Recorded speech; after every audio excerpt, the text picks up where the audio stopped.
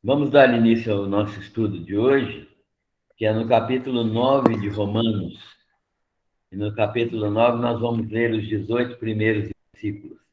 Quem tem Bíblia pode acompanhar Romanos 9, de 1 a 18. É um texto complexo. Nós vamos orar pedindo a Deus que nos abençoe nesse momento de meditação.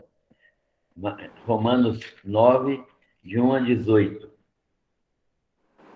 Paulo está dizendo o seguinte: digo a verdade em Cristo, não minto, testemunhando comigo no Espírito Santo a minha própria consciência.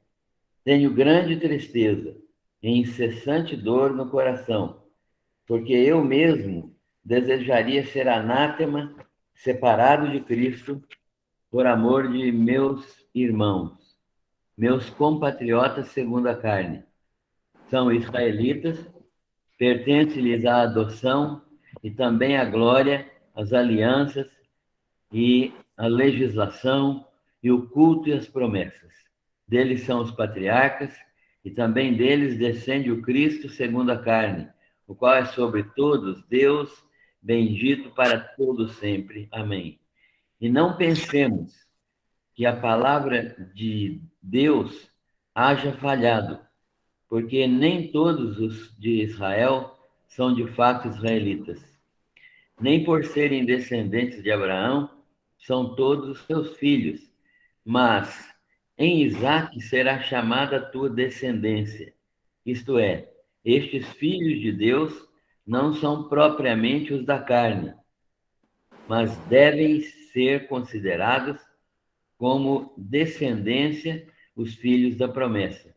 Porque a palavra da promessa é esta: por este tempo virei e Sara terá um filho. E não ela somente, mas também Rebeca, ao conceber de um só, Isaque, nosso pai. E ainda não eram gêmeos nascidos, nem tinham praticado o bem ou o mal, para que o propósito de Deus quanto à eleição prevalecesse, não por obras, mas por aquele que chama.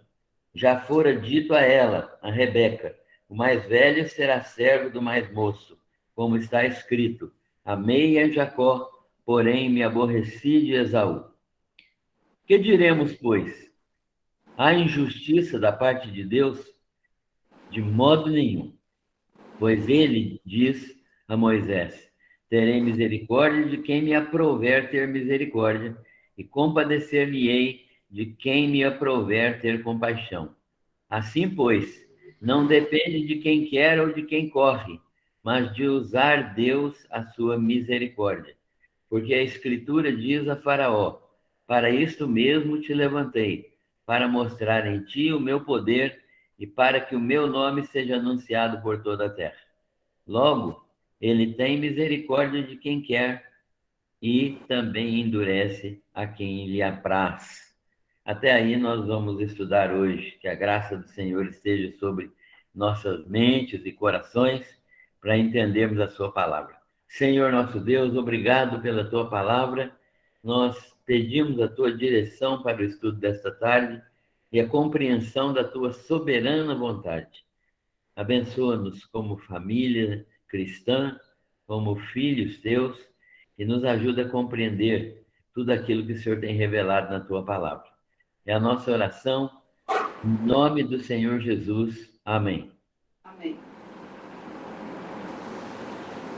O texto, portanto, que nós acabamos de ler, é um texto que Paulo está falando a respeito dos judeus. O que vai ser dos judeus? O que é que os judeus têm de herança nas coisas de Deus? Como será o futuro dos judeus? Porque Paulo disse que tanto judeus como gentios estão separados de Deus. O fato de ser judeu, o fato de ser judeu não garante por si só que uma pessoa é membro da família de Deus. Paulo está dizendo, portanto, que o judeu e um gentio estão numa verdadeira e igual situação de risco diante de Deus quando não creem no nome de Jesus. Que o judeu, mesmo conhecendo a lei, tendo as profecias, conhecendo todas as manifestações de Deus, ele não crê. Então, ele é igual ao gentio. O fato do judeu ter esses privilégios de revelação não garante nenhuma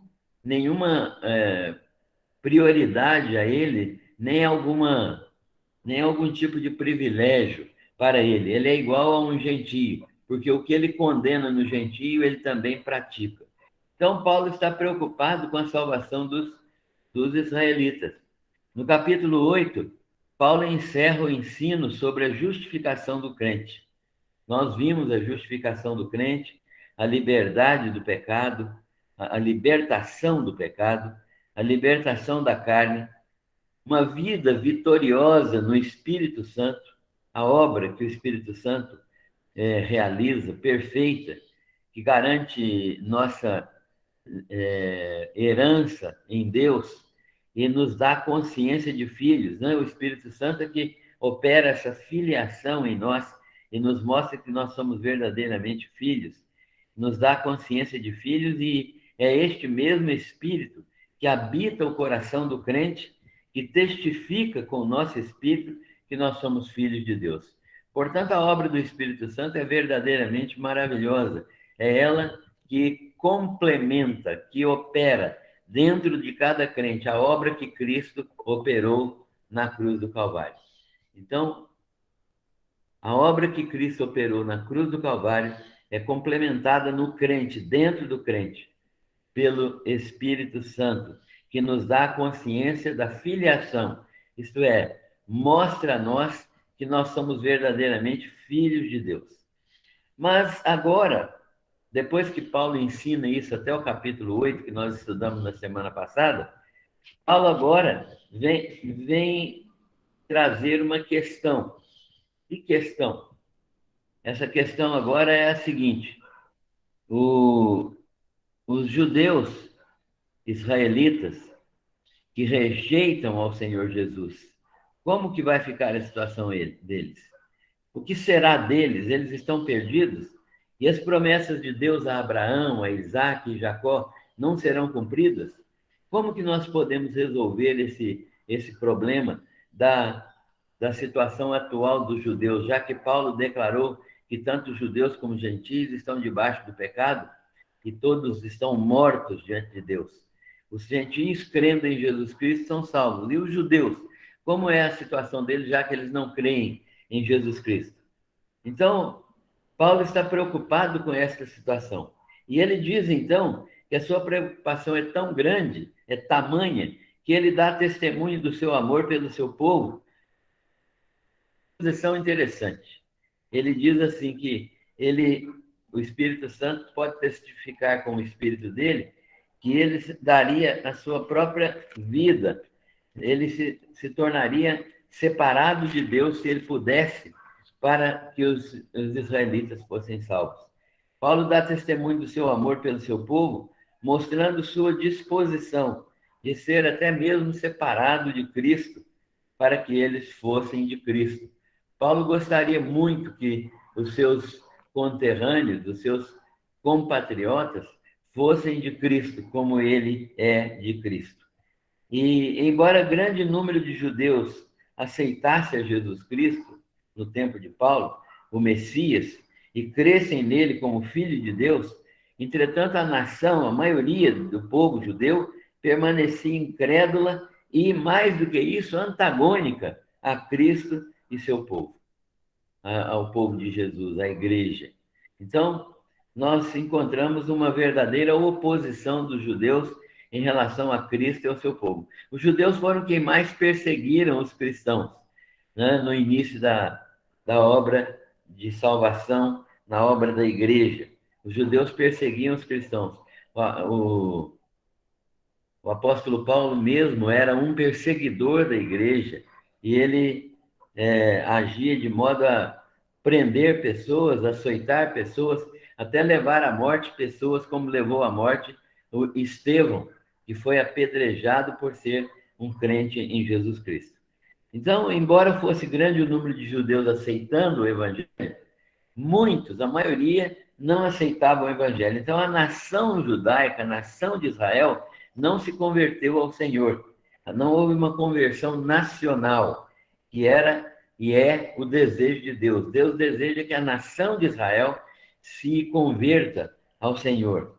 E essa nação permaneceu incrédula e antagônica a Cristo e seu povo. Paulo lembra os privilégios dos judeus. Ele vai falar de muitas coisas que os judeus tiveram o privilégio de ter. Ele vai dizer que eles deveriam pensar de outra maneira, porque eles são israelitas, ou seja, são descendentes de Jacó, né? Praticantes do judaísmo. Israelitas, porque no outro nome de Jacó é Israel, né? No outro nome de Jacó é Israel. Então, os descendentes religiosos de Judá, de Jacó, são os israelitas, praticantes do judaísmo, que é a religião do Velho Testamento. Então, Paulo está lembrando os privilégios dos judeus. Eles são israelitas, descendentes de Jacó, praticantes do judaísmo. Mas são mais do que isso, são adotados como filhos de Jeová. Deus os chama de filhos no Velho Testamento. Deus fala com Israel que eles são filhos. E Israel, portanto, assume uma filiação de Deus no Velho Testamento. E no Velho Testamento, portanto, Deus está falando com Israel de pai para filho. Paulo está lembrando isso, né? Que os judeus são adotados como filhos de Jeová. A glória dessa adoção também é deles. Eles receberam essa adoção e isso foi uma manifestação gloriosa de Deus na vida de Israel. Israel se tornou uma nação exclusiva de Deus, única de Deus, por meio da qual Deus se manifestou ao mundo. Deus não se manifestava a outra nação, somente a nação de Israel, e usou a nação de Israel para se manifestar ao mundo. Portanto, essa nação era uma nação abençoada e tinha verdadeiramente a glória de Deus manifesta, e manifestando a adoção também de filhos. A glória da adoção foi esta, que Deus tratava como filhos a Israel e Deus se manifestou ao mundo por meio de Israel. As alianças também, né? Quantas alianças Deus fez com eles? A aliança abraâmica, Deus falou, de ti farei uma nação, em ti serão abençoadas todas as famílias da terra. Deus vai abençoar Abraão, vai abençoar a descendência de Abraão, vai abençoar o lugar onde a planta do pé de Abraão tocasse, vai abençoar a terra que Abraão pisasse. Deus, então, faz uma aliança com Abraão, uma aliança que é garantida por um juramento.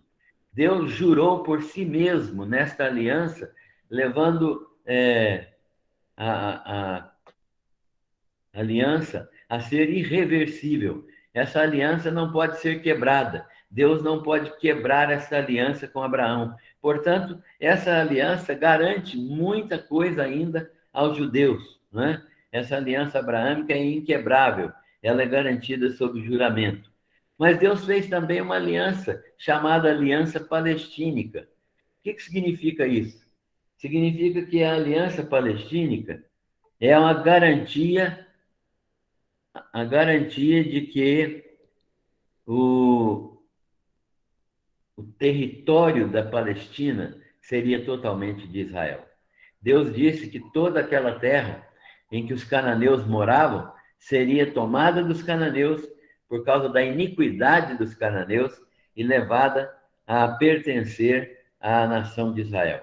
Então, a nação de Israel tem que entender que está sob a aliança palestínica e que a terra é deles, inclusive a terra que hoje nós sabemos que está ocupada por outros países, vai ser completamente restaurada a nação de Israel, porque Deus ainda não cumpriu plenamente a promessa dele em relação à aliança palestínica. Ainda há territórios de Israel que não foram possuídos por Israel, que foram prometidos a Abraão, Isaque e Jacó, e que ainda não foram consumadas essas promessas. Portanto, Deus vai consumar essas promessas por causa da aliança palestínica, né? A aliança de que a terra será perfeitamente dominada por Israel. Mas Deus não parou só aí. Deus fez uma aliança com Davi, descendente de Judá, descendente de Jacó, descendente de Isaac, descendente de Abraão. Davi, rei de Israel, rei segundo o coração de Deus. Davi, então, é um rei e Deus promete a ele, por causa do seu desejo de glorificar a Deus construindo o templo, Deus lhe promete que ele não construiria o templo. Seria Salomão, seu filho, quem construiria. Mas Deus lhe prometeu que da sua descendência jamais faltaria alguém para assentar no trono de Israel. E é por isso que Jesus é da descendência de Davi, porque ele veio para ser rei de Israel.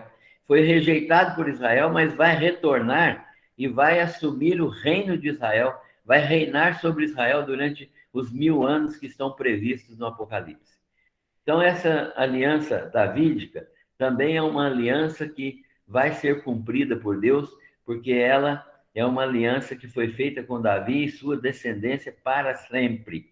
O texto de 1 Samuel, o texto de Salmos e outros textos dos profetas demonstram claramente que Deus vai cumprir perfeitamente bem esta aliança. E Deus ainda fala da nova aliança. Que é a nova aliança? É a aliança que Deus vai fazer com Israel e com os outros povos que são gentios. Essa nova aliança é uma aliança baseada na universalidade do sacrifício de Jesus Cristo. Essa nova aliança é baseada no fato de que o sacrifício de Jesus Cristo foi amplo e universal. Ele atinge todas as nações, todos os povos, para aqueles que creem, daqueles que foram chamados pelo decreto de Deus. E, portanto, a nova aliança é uma aliança que cancela as outras, porque ela é superior a todas as outras. Ela é uma aliança que garante as bênçãos de Deus, as bênçãos de Abraão, Isaac e Jacó, a todas as pessoas, porque Abraão é o pai da fé de todos aqueles que creem. Todos os que são crentes são filhos de Abraão, porque Abraão foi justificado pela fé. Então, Paulo ensinou isso no capítulo 4 de Romanos, que o justo viverá da fé, porque Abraão foi justificado também pela fé, e todos que são da fé, como os gentios que somos nós, somos também filhos de Abraão. A legislação, então, todas essas alianças, a legislação, né, a lei de Moisés, o culto, as promessas de Deus, todas elas foram dadas a Israel, foram dadas à nação judaica. E eles têm, então, todas essas promessas de Deus que não falham. Os patriarcas são deles, né? Abraão, Isaac, Jacó, né? Judá, Benjamim, José, Manassés, Efraim, Levi, Rubem, Simeão. Todos esses patriarcas são patriarcas também que pertencem à aliança. E os patriarcas são de Israel. Também o descendente dos patriarcas, o próprio Cristo, que é Jesus, é também da nação de Israel. Portanto, não há possibilidade de Deus não tratar com Israel, porque dele, de Israel, são todas estas bênçãos, todas estas promessas, todos esses fatos. Messias ungido, que é o próprio Deus bendito sobre todos, Jesus Cristo, Filho de Deus, também é descendente da nação de Israel, descendente de Abraão, é o descendente de Abraão, de Isaac e de Jacó. Então, o apóstolo Paulo está dizendo que Deus vai cumprir suas promessas feitas à nação de Israel. No momento, eles estão separados de Deus. Por quê? Porque, como nação, eles rejeitaram o domínio do Senhor Jesus. Como nação, eles decretaram que não queriam Jesus como rei. Quando Jesus entrou em Jerusalém, eles trocaram Jesus, ele vinha como rei, montado no jumentinho, aclamado como bendito rei que vem em nome do Senhor, mas ele, uma semana depois, foi trocado por Barrabás. O povo gritou: solta Barrabás e crucifica Jesus. Então, essa rejeição ficou marcada, e essa rejeição é uma rejeição que não invalida as promessas de Deus, porque Deus não quebra as suas promessas, mas é uma rejeição que impede que eles sejam abençoados no momento.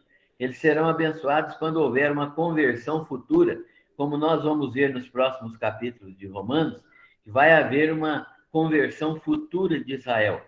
Os israelitas que estão se convertendo hoje são crentes em Jesus Cristo. Eles deixam de pertencer à nação de Israel no sentido de serem israelitas, mas eles são criaturas de Deus, convertidas, portanto, eles recebem filiação de Deus. Há muitos judeus que têm participado da igreja do Senhor Jesus e eles são crentes em Jesus. Paulo, então, está ensinando isso, que Deus não vai quebrar as alianças feitas com Israel. Hoje, temporariamente, a rejeição de Israel é uma realidade, mas é uma rejeição que é incompatível com as promessas de Deus. Ou seja, Deus não pode rejeitar Israel permanentemente. Por quê? Por causa das promessas de Deus, que têm um caráter irrevogável. As promessas de Deus não podem ser revogadas. Portanto, Deus está, desta maneira, obrigado por sua própria palavra a cumprir as promessas para com Israel. Isso vai ser cumprido no tempo oportuno, quando Deus entender que é o tempo certo de cumprir essas promessas. Um segundo fato que nós entendemos aqui é que Paulo diz que não pensemos que a palavra de Deus falhou. Nós acabamos de dizer isso. A palavra de Deus não falha, porque nem todos os de Israel são de fato israelitas. Os israelitas verdadeiros são aqueles que são crentes, não é? Nem por serem descendentes de Abraão são todos seus filhos.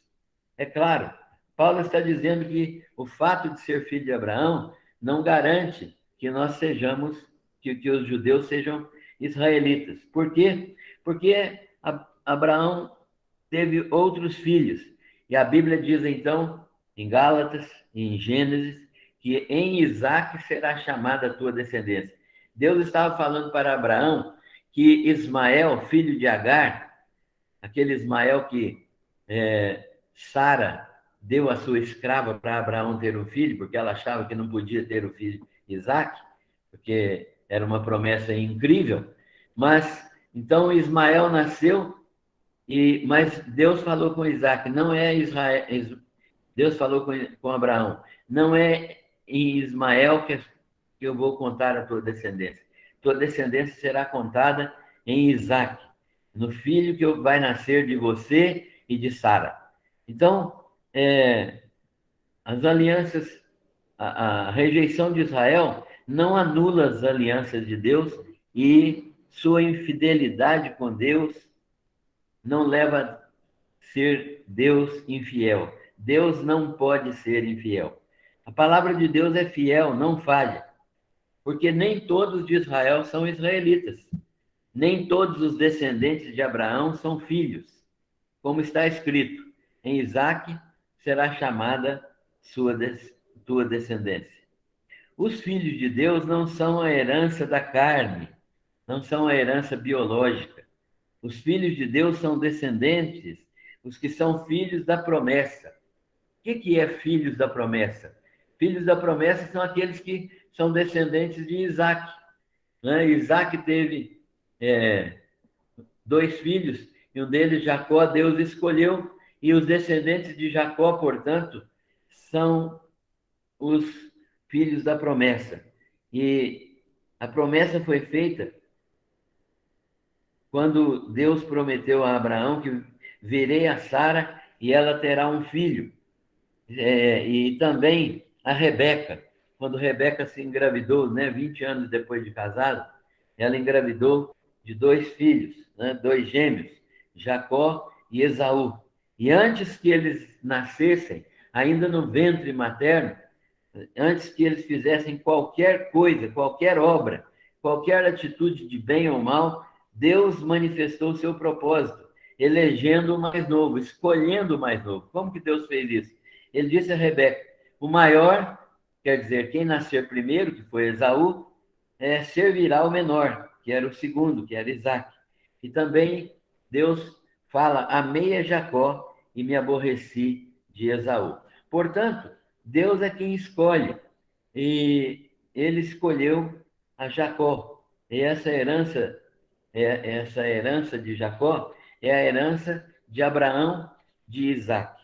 E essa palavra da promessa é uma palavra que dá continuidade ao programa de Deus, quando ele disse a Abraão que nele seriam benditas todas as famílias da terra, na sua descendência. Estava falando de Jesus Cristo, o descendente real de Abraão, Isaac e Jacó, é verdadeiramente Jesus.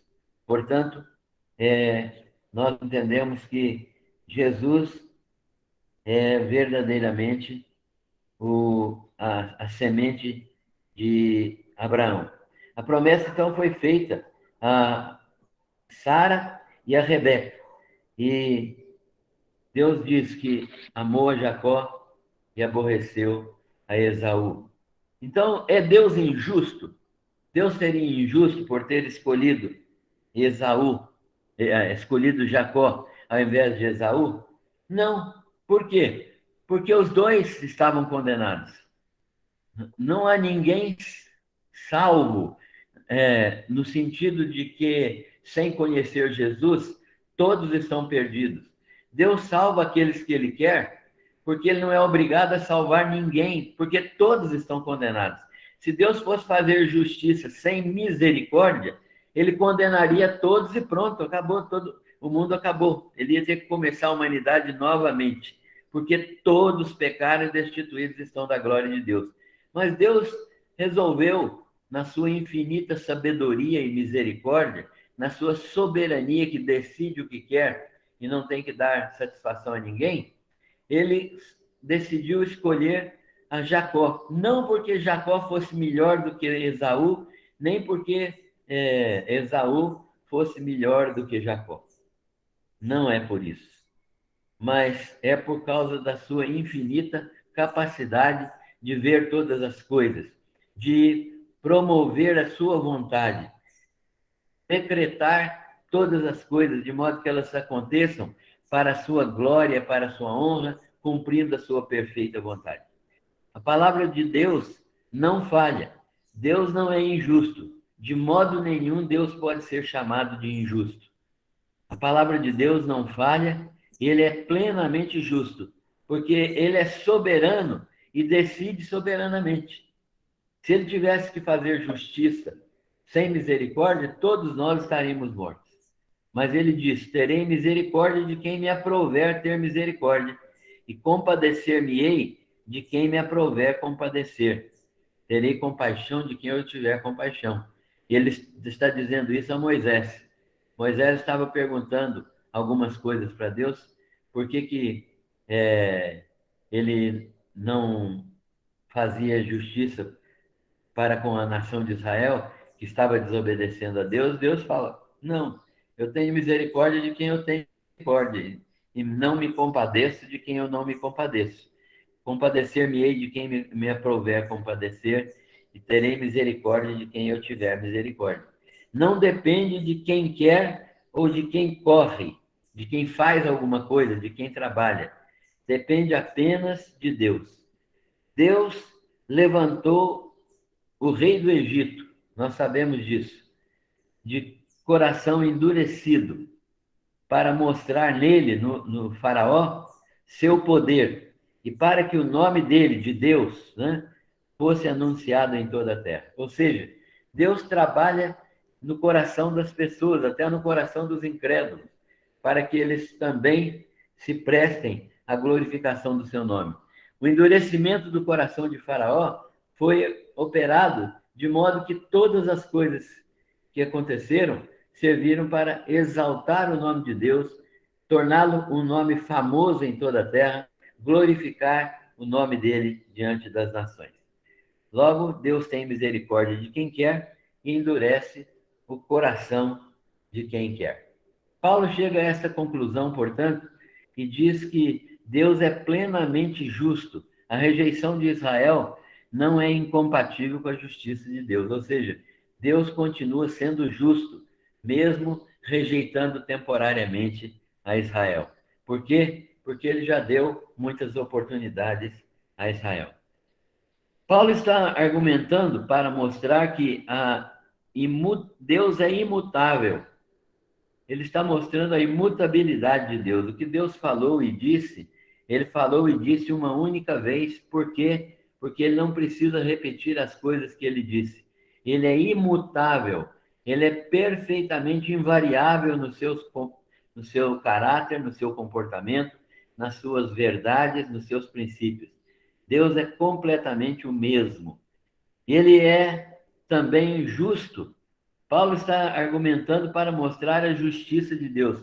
Não há injustiça de Deus em escolher Jacó, que não foi por méritos de Jacó, foi porque Deus escolheu, e não escolher Esaú, porque Esaú também não merecia nada. Então Deus não escolheu Esaú nem Jacó por merecimento. Escolheu por causa da soberana vontade de Deus e porque certamente nós sabemos que a soberana vontade de Deus é boa, agradável e perfeita. Então, nós precisamos entender que Deus está argumentando, Moisés está falando, e que Deus tem misericórdia de quem quer e endurece o coração de quem quer, e Paulo está argumentando para mostrar a imutabilidade de Deus, a justiça de Deus e, principalmente, a soberania de Deus com Israel. Deus é soberano. Ele faz aquilo que está predeterminado por ele. Ele só cumpre uma coisa, a sua própria vontade. Deus não faz nada fora da sua vontade livre e soberana. E ele realiza tudo o que quer para a sua própria glória. Portanto, nós vamos analisar que Deus está realmente realizando uma obra maravilhosa de redenção. Nós devemos, ao concluir, entender algumas coisas. Primeiro, a incredulidade dos judeus não anula o propósito de Deus. Ou seja, Deus mantém um grupo fiel. Os israelitas foram infiéis, mas Deus preservou um grupo fiel. Como ele disse a Elias, quando Elias, chorando, lamentando, diante dos profetas de Baal, falou com Deus: olha, estão me perseguindo, vão me matar, só eu que fiquei contra a idolatria desse povo. Deus falou com ele: não, reservei ainda 7.000 que não dobraram seus joelhos a Baal. Então, Deus sempre tem os 7.000 dele. Nossa, é claro que os 7.000 aqui é uma linguagem figurada, né? No nosso caso.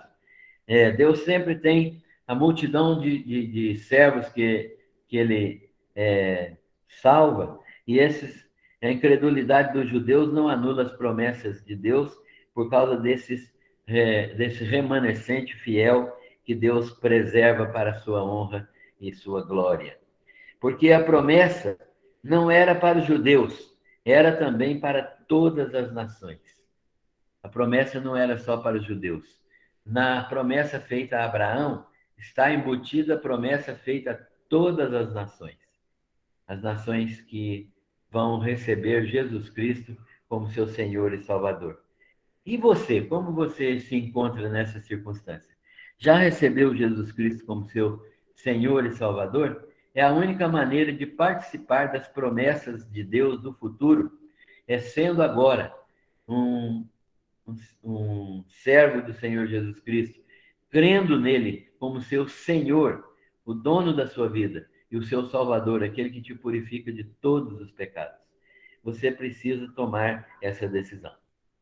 Segunda conclusão: Deus aproveitou as escolhas erradas de Esaú para confirmar sua decisão soberana. Ou seja, Deus aproveitou que Esaú, apesar de ter oportunidades, fez escolhas sempre erradas para confirmar a sua decisão soberana de escolher a Jacó. Então, Esaú demonstrou que verdadeiramente não se prestava aos planos de Deus. E você conhece a soberania de Deus na sua vida? Sabe por que é que Deus te escolheu? Sabe por que é que Deus falou com você, te alcançou pela graça dele? Ele é um Deus soberano, mas ele já te mostrou por que é que você foi alcançado pela graça dele? Então, Deus, aproveitando-se das escolhas erradas de Esaú para confirmar sua decisão soberana, resolveu, né? Decidiu soberanamente escolher a Jacó para que ele fosse cumpridor dos propósitos de Deus. Terceira conclusão. Aqui antes eu gostaria de perguntar se a soberania de Deus é manifestada na sua própria vida. Terceiro, o alvo supremo e soberano de Deus era trazer Jesus Cristo ao mundo. Esse foi o alvo soberano, supremo de Deus, trazer Jesus Cristo ao mundo. Para quê? Para ser o Salvador do mundo. Ele fez isso por meio da nação de Israel. Mas Jesus é escolhido para ser Salvador do mundo e Rei de Israel, que ele ainda será, porque essa promessa ainda não foi cumprida. Portanto, Deus trouxe Jesus Cristo ao mundo para ser Rei de Israel e soberano sobre a nação israelita e sobre todo o universo. E nosso Salvador, o Rei de Israel. Jesus é Salvador e Senhor, mas ele é seu Salvador e Senhor. Jesus é o seu Rei, domina a sua vida, tem controle de tudo que você é e faz. O apóstolo Paulo está falando exatamente disso, que a nação de Israel, por sua rejeição ao rei, ela está passando por um período complicado, que vai até o tempo em que Deus restaurar a nação de Israel por amor à sua promessa, às suas promessas, por honra às suas promessas feitas a Abraão, Isaque e Jacó. Deus não vai deixar essas promessas sem serem cumpridas. Portanto, Deus vai trazer Jesus Cristo de novo e Deus vai trazer Jesus Cristo para ser Rei de Israel e para ser Senhor de todos aqueles que creem nele como Senhor e Salvador.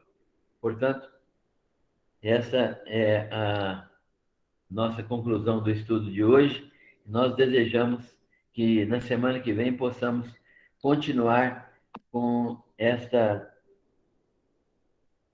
este estudo, com esta exposição, porque nós vamos falar na semana que vem sobre a soberania de Deus. Deus é justo, Deus é soberano, as promessas de Deus são incompatíveis com a rejeição de Israel, ou seja, Deus está rejeitando Israel apenas temporariamente e a justiça de Deus vai se manifestar novamente sobre a vida de Israel quando Deus resgatar Israel como nação. Como indivíduo, eles participam da igreja quando se convertem. Como nação, Deus vai resgatá-los quando da batalha final, né, do Armagedon, quando as nações estiverem reunidas para destruir Israel e Jerusalém, e Deus, na pessoa de Cristo, intervir ali para salvar o povo de Israel. E ali vai haver uma conversão nacional do povo de Israel, segundo as promessas do Velho Testamento e segundo o livro de Apocalipse. Deus abençoe a todos. Nós vamos encerrar a gravação e vamos continuar conversando um pouco sobre este tema.